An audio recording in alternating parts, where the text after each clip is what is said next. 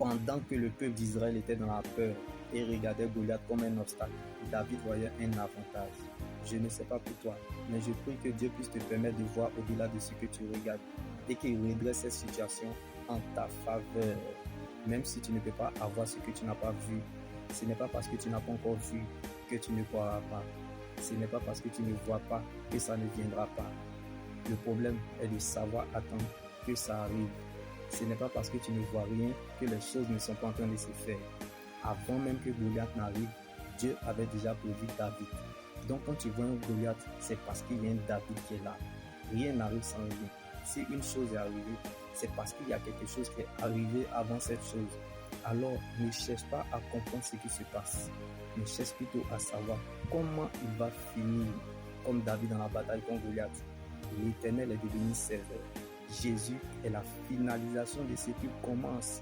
Alors, ne néglige pas ce que Dieu a commencé, car Dieu ne peut jamais mal finir ce qu'il a bien commencé. Donc, il dépend de ce que le ciel a décidé. Une ville située sur une montagne ne peut être cachée. Je ne sais pas là où tu te situes. La bénédiction n'a pas d'adresse. Donc, que Dieu prenne la forme de ce qui te manque. L'aigle ne regarde pas la montagne, mais il voit au-delà de la montagne. Même si le temps présent ne témoigne pas de toi, sache qu'il y a une fin qui t'attend. Tu es plus grand que ton aujourd'hui, même si le temps est contre toi.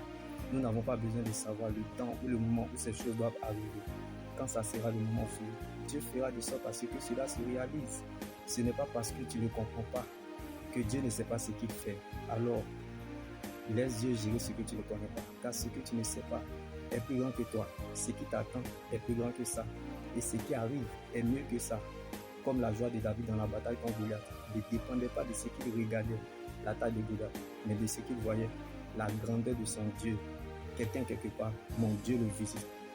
Quand Dieu a une promesse sur toi, comme David dans la vallée, c'est que tu as un témoignage quelque part à la royauté. Les oubliés divinement programmés afin d'expérimenter quelque chose de spectaculaire. Même si tu ne l'écoutes pas, le ciel croira à ta place. Comme David dans la vallée, bien-aimé, tu ne t'arrêteras pas, mais tu marcheras, bien-aimé. Que les gens veuillent ou pas, t'aident ou pas, interviennent ou pas, tu traverseras cette situation. Car Dieu ne t'a pas emmené si loin pour t'abandonner. Donc tes doutes ne feront pas douter Dieu.